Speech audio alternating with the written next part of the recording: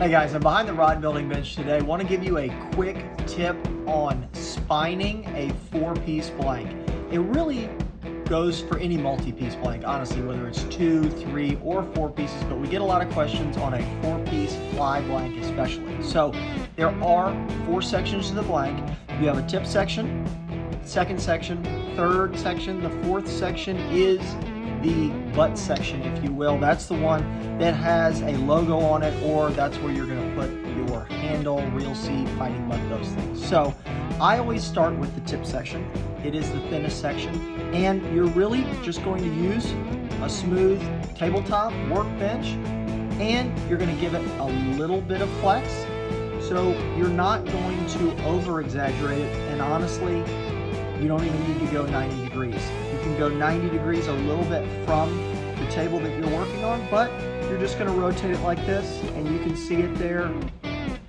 It will snap in. I'll give you a little bit closer look. I have the tape there, so you can see it snap in.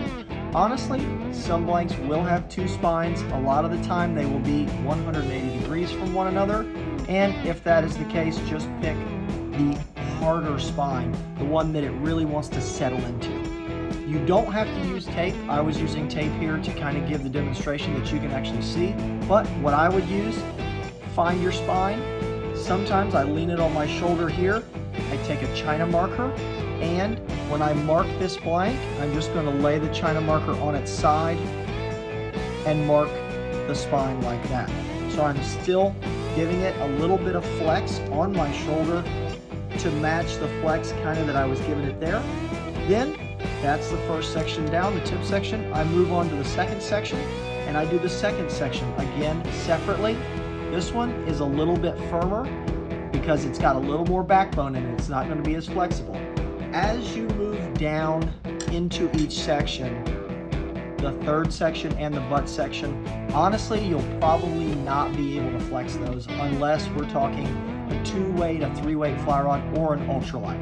So what I do is I choose the top section, the second section, I spine them, and then what I'm going to do is I'm going to check it by seating the ferrules and aligning my marks.